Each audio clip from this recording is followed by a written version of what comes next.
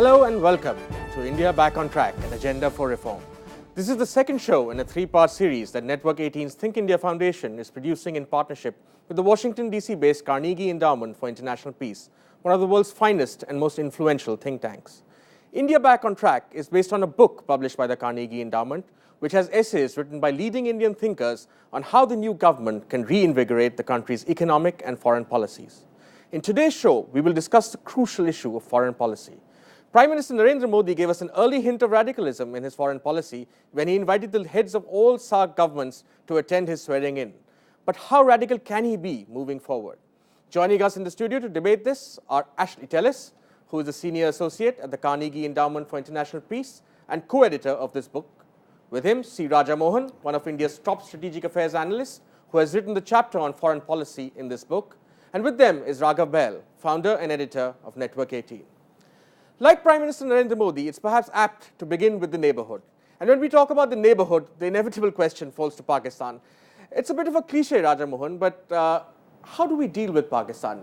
Prime Minister Narendra Modi shook hands with Nawaz Sharif, Prime Minister Nawaz Sharif, on the day of his swearing-in. You can argue that Nawaz Sharif is one of the peaceniks of the Pakistan establishment, but then we have the veiled hostility of the army and the shadow establishment, and we have the open hostility of the non-state actors. So how do you really deal with Pakistan? I would say I think we should avoid these extremes that India is quite tempted when dealing with Pakistan. On good days, we feel, look, we are brothers, we are hugging each other. On a bad day, we say, look, we're never going to talk to you again. So I think we have to find that golden mean where we say, look, this is a challenge of management. To anyone who thinks there's going to be dramatic breakthroughs with Pakistan, that's not going to happen. But that does not mean we shouldn't talk to them. So I think the issue has too long been posed as should we talk to them or not talk to them. And instead that, look, we must keep engaging them with quite clearly recognizing, look, there are no expectation of a big breakthrough. So I think if we don't manage the Pakistan problem, I think our rest of our foreign policy agenda gets tripped up. So therefore, how do we manage a complex situation in Pakistan? That should be our goal. Actually, there are some in the establishment, particularly in the BJP, who believe a more hawkish approach to Pakistan is in order. Would you agree with that, or are you with Raja Mohan when he says we must continuously engage with Pakistan without being sort of captured by the extremities? I think you've got to understand that India has to deal with Pakistan at two levels. It's got to deal with Pakistan as a country in the whole, and you've got to deal with entities within Pakistan who have a variety of attitudes, as you pointed out, to India.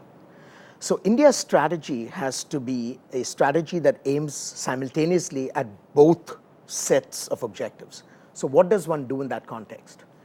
You focus on empowering the constituencies that are sympathetic to your objectives, and you marginalize those constituencies that are opposed to your objectives. And the only way to do that in practical terms, I think at the moment, is through the mechanism of economics, because it opens doors that allows you to strengthen your friends, because they have enemies too inside their own country, sure, while putting the others on notice that you're not going to engage them on their own terms. Raghav, we always say we should not view India-Pakistan relations through the prism of extremities. But every now and then there'll be a provocation from that side. There'll be a firing incident on the border or a beheading of a soldier. How is the new government and Prime Minister Narendra Modi expected to react to such a situation should it arise? I'm sure it's inevitably going to arise at some point or the other. What should be the response? Well, I think, a situational response is difficult to generalize. It depends on what the exact provocation is. But picking up from the couple of things that have been said, I think one is the fact that we have to strengthen ourselves militarily. And that's something which goes across, not just with Pakistan. When you talk about China, that will be very critical. And also strengthen our covert sort of anti-terrorist capability.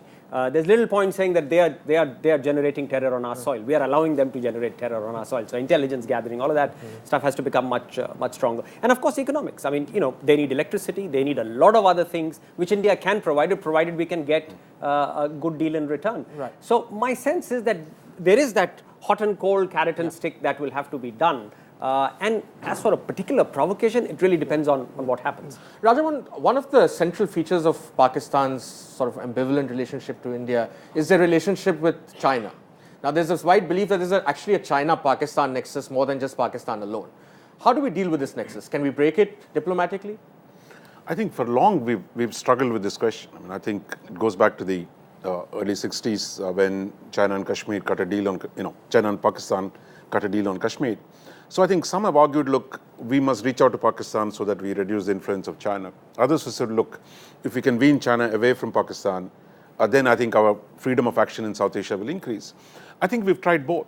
So my sense is, look, we cannot start with the assumption that we can break them, because it's been one of the most enduring, strong international relationships we have ever seen. So therefore, our strategy should be to, one, as Raghav said, look, increase our own comprehensive national power. If we do it vis-a-vis China, of course, it will automatically improve vis-a-vis Pakistan. Second, I think we must never forget, look, South Asia is our arena of influence. So therefore, we got to have an independent policy which develops constituencies in Pakistan which are willing to deal with us, which means, again, engaging all sides, but strengthening those who share our long-term goals. Actually, I just want to move to China for a minute. Now, of course, a lot of the work has to be done at our end, whether it's upgrading border infrastructure or getting our economy back on track, as this book suggests. But, I mean, is there any scope to push China diplomatically? Well, it depends on which area in the Sino-Indian relationship you're talking of. But broadly speaking, India's policy towards China will always be a two-track policy. You will focus on engagement at multiple levels, including economic, but also in the area of diplomacy, while constantly building up your capabilities to deter, so that you never end up in a situation where you're relying entirely on Chinese goodwill to get the outcomes you want. And so in a practical sense, India has to do both at the same time. And India is not unique in being in this position. The United States, as an example, also does the same thing. So you engage, but you do that while making certain that you have powerful capabilities across the spectrum, so that you engage them in a position of strength. Raghav, you know China better than a lot of us. You've written about China. Frankly, China is now on a different plane from India compared to 20 years ago. Their GDP is 4 times India's size. The military spending is 4 times India's size. Yes. They tend to make incursions and irritate India more than being serious threats. I mean, how does India deal with such a powerful neighbor, which is going to be increasingly powerful? I mean, the gap is widening, not lessening. Well, I would say we can deal with China on 3 tracks. The first is, I think, Prime Minister Modi has come in with such huge political capital that I think this could be a moment where we make a serious attempt at settling the border problem with China. Remember, we are now about the only country which has a border problem with China. So a bit of political capital can be used in doing that. The second, of course, is to engage America as a very strong ally of ours, so that there is a counterpoint with China. And the third is Chinese economic engagement with India. Remember, China's got such a large investable surplus. China needs economic growth now. And India can provide it for China. And that engagement, if they start investing and trading, well, they trade a lot with us, it's just that they have a huge surplus. But if they start investing much more in the country, then I think they get invested much more in the country. This 3-track could work. Yeah, Raja Mohan, there's a sense that India has abandoned its neighborhood and left it in a vacuum, and China has occupied its vacuum. Do you think we can reclaim our neighborhood from China, whether we're talking about Myanmar or even slightly more east, say Vietnam? I think continuing on the China question, I think a good China policy would be a good South Asia policy. That is, this was your space, you ceded by abandoning serious economic integration in the subcontinent. Now, in the last 10 years, I think we've begun to recognize, look, the importance of reintegrating the subcontinent, because historically a single market. The partition broke it up, our economic policies deepened the divisions. Today, I think we must seek a strategic objective that, look, it is in our interest to integrate the subcontinent. Which also means resolving some of the outstanding problems with the smaller neighbors. So I think we've got to go out of the way now to be generous to our neighbors on the economic side, do everything possible to integrate them quickly. Once you do that, I think China is not stopping you from building an airport in Maldives. So what our failure has been, we didn't have even the mechanisms today to execute a project in Myanmar or Bangladesh tomorrow. So I think to strengthen our domestic act is the first thing. And with a clear objective, integration of subcontinent is a grand strategic objective that must be pursued. Well, there you have it from our experts, a much closer integration with South Asia, I mean our neighborhood, which Narendra Modi has started on, and then constructive engagement with China and Pakistan, both difficult neighbors to deal with, but they can be dealt with, and Narendra Modi and his government have the political capital at this moment to deal with it. It's time to take a break. On the other side of the break, we'll discuss another sort of complicated relationship that India has with the United States. And then we'll discuss more generic issues of whether our foreign policy establishment has the wherewithal to take up the diplomatic challenges that face Narendra Modi and his government. We'll be right back after this break.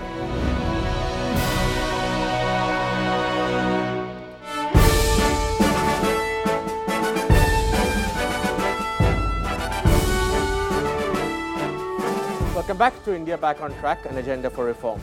Today we are discussing the foreign policy challenges of Narendra Modi's government based on a book published by the Carnegie Endowment for International Peace. In the first segment, we discussed Pakistan, China, and India's neighborhood. In this segment, let's begin with the United States. Ashley, tell us, you know this relationship better than most of us. Somewhere in the last 3 or 4 years, the relationship has lost its steam, particularly after the nuclear deal. Whether it was a nuclear liability bill which did not please American suppliers, whether it was the Cobra Garde incident which created this huge hullabaloo, whether it's the Obama administration which doesn't really have an interest in India. How is it that India is going to revitalize this partnership, which Raja Mohan writes in this book is still the most crucial strategic partnership for India in the 21st century? Well, the first thing India has to do to make it work is to get things right at home. Remember, all the incidents that you described occurred against a backdrop of a slowing Indian economy and an Indian economy that had essentially lost its international shine. The moment the Indian economy revs up, goes back to the path of high performance, American society, including American business, will begin to see the United States in a very different light. And the American government will immediately follow suit. And so I think the first order of business is to do things at home. The second is we need to redefine what the contours of this bilateral partnership are actually going to be. Both sides mouth the phrase strategic partnership. But I think each side has a very different understanding of what that entails. And so I think the first order of business in this strategic conversation is to have a frank discussion about what strategic partnership means. What is the conception? What are the obligations? And to try and understand what levels of reciprocity might be possible to take the relationship forward. So Raja Mohan, can India and America have common interests in the AFPAC region, for example? It seems that America's interests in that region are slightly different from India's. Would that be a correct assessment? Yeah, I think at a very higher level of thinking, look, I mean, US needs a stable Afghanistan, India needs one. But I think at the operational level, at the tactical level, there are clearly diverging interests. I think US is more focused on leaving. For India, the consequences, because even if the Americans leave, we still have to deal with Pakistan and Afghanistan. I think we must make it clear to the Americans that, look, whatever you do, please don't make it worse. We understand domestic politics demands that you've got to leave, but don't do anything that will increase the power of Pakistan to disrupt Afghanistan, and in that process strengthening Pakistan to do even more nastier things in India. So therefore, I think while we must recognize the US is leaving, we've got to sit down and talk to them and say, look, what is the way in which we can make sure our higher goals are at least managed in the interim sense in Afghanistan and Pakistan. Raghav, how much of this partnership in the future will be defined by private sector interaction between the two countries, whether it's business, whether it's education, whether it's cultural ties? I mean, Ashley spoke about reinvigorating the economy as the first step. How important do you think is the sort of non-strategic business side of this relationship? Oh, absolutely. That has to be and will be the fountainhead. But when it comes to America, Indians need to become less bashful. We need to become less shy. We need to go out and say, we need to get rid of this, the 60s, 70s, 80s mindset. Unfortunately, the UPA government was dominated by people who had still cut their diplomatic teeth in the 70s and 80s. Again, the new government, especially Prime Minister Modi, comes with no baggage. He's a post-independent generation politician. He probably doesn't have that much of a baggage of PL 480 that a lot of other older politicians had. So I think if we recognize that we have such a large confluence of interests with the Americans, and the Americans like tough guy negotiations, we shouldn't be bashful about it. We should reach out to them. And I think business can lead in that. Actually, is our foreign policy establishment, whether in government or outside, still caught in non-alignment? At least there's a recent book on non-alignment 2.0. So are we still shy, as Raghav said, are we still shy of America, of being close to America? I think so. I think so, but I also see that changing, right? I mean, if you look at US-India relations today compared to where they were 20 years ago, I think there is a great deal more pragmatism. But I think we'd be kidding ourselves if we didn't accept the fact that there is still the hangover of the past, and only time will cure that, and bold initiatives. Now, Raja, would Narendra Modi's baggage, I mean, if you can call it baggage at all, I mean, the US has been cold to him while he was chief minister, would that in any way affect the relationship? Or has his early gestures, accepting an invitation from the US, got rid of all that baggage? I think US had a bit of a problem, so I think they're trying to compensate by inviting Narendra Modi early on. And I think Modi has done well to squelch the domestic argument. Look, you should not go to Washington, show your sulk a little longer. I think it's good to sit down in the next, and we have 3 months to prepare for this summit. So I think a lot can be achieved. Yeah. And I think the deeper challenge for India is that, look, as India becomes one of the large economies of the world, it's deeply interdependent with the rest of the world. So to keep harping on strategic autonomy, when actually what we must be seeking is strategic influence, that look, how do I influence the external environment to suit my domestic requirements? So that is flipping one of the core ideas of India's engagement with the world. And if we want strategic influence, the US will remain the central partner, how we shape global institutions, how we shape the regional environment. So therefore, if we emphasize strategic influence to facilitate India's advance, then I think we'll get to a very different business-like transactional relationship with the United States. Actually, just to turn to a slightly different subject to wrap up the show, does the Indian foreign policy establishment, particularly the Foreign Service, have the numbers, have the quality to carry out this ambitious diplomacy that this book has in mind, that you and Raja Mohan have in mind? Or do you think we need to beef up the numbers, we need to beef up the quality? Well, the quality is certainly there. I mean, man for man, woman for woman. The Indian diplomats that we have dealt with over the last 10 years have simply been superb in their quality. And during the civil nuclear negotiations, I mean, we saw an India that was able to hold its own, even though it was in a disadvantaged position of not being able to bring something to the table. But there are real concerns with respect to the strength of the service, given the magnitude of the engagement, right? Everyone around this table has argued that India's success is going to be a function of how deeply it engages with the world. Now, what does that mean in practice? It means that you have to have the manpower to do the analysis, the paperwork, the meetings, and so on and so forth. And I think the Foreign Service is still not there. Rajamohan, the thing I've seen is that in certain embassies, whether it's Washington, London, maybe the neighboring countries, we have a good presence. But some of the smaller countries, say in East Asia or Africa, we have very minute presences, maybe a head of mission and one other first secretary. Is that enough in an era where China is making aggressive inroads into virtually every part of the world? I think China is very conscious of its emerging great power status, and I think they've significantly expanded their presence. So the question of boots on the ground, we just don't have enough diplomats on the ground. I mean, just take, even in the neighboring countries, our presence is fairly limited. For example, a small section, a political section of the Bangladesh Embassy of the Americans is bigger than India's total strength in the High Commission. So I think sheer numbers-wise, there's just not enough boots on the ground to engage. So many people are interested in India, but we're just not able to respond to it. Raghav, do you think Indian diplomats, good as they are, and actually confirms that they are still stuck in the old mode of sort of political, strategic diplomacy and not so much economic diplomacy, which is the future? Absolutely. So there are two things here. One is, of course, the numbers, and I think they've been enumerated that we need more people, just more boots on the ground. But I think it's also a question of inducting some outside talent, because increasingly it's going to be economic diplomacy. It's going to be trade. It's going to be investment. It's going to be taxation issues. I mean, one retrospective tax, one transfer pricing case in which we slap a couple of $1 billion on an American corporation, which is seen as whimsical. You need diplomacy to handle these issues. Our diplomats don't have it. You've got to induct professional, economically qualified talent to beef up the political, strategic, career diplomat talent that we have. I mean, when did we last have a strong political mind as a diplomat? I can think of Nani Palkhiwala in the 70s when he went to the US as ambassador. It's been career diplomats after that. So, Rajamohan, is there not enough lateral entry? Is there scope for lateral entry? There's a lot of scope. It seems like most foreign offices have adapted to this. But in India, I think the focused around the central services. Look, I think a lot of it can be done by executive action. I mean, I think the Prime Minister's office tomorrow can say, look, we're making sure a lot of talent, both from within the government, from outside the government, can be recruited. And these are executive decisions that can be taken. But because we were so subordinate, I mean, the political leadership was so beholden to bureaucracy, they were not willing to do this. Hopefully, Mr. Modi will be different. Well, there you have it. This was a show about foreign policy, but as you can see, a lot of the work is actually homework. Whether it's beefing up our diplomatic corps or whether it's getting our economy back on track, those are the prerequisites for India to negotiate as a strong power, as an emerging power. So the first work for Mr. Narendra Modi is at home, and then he must take it abroad. Thank you for watching. Goodbye.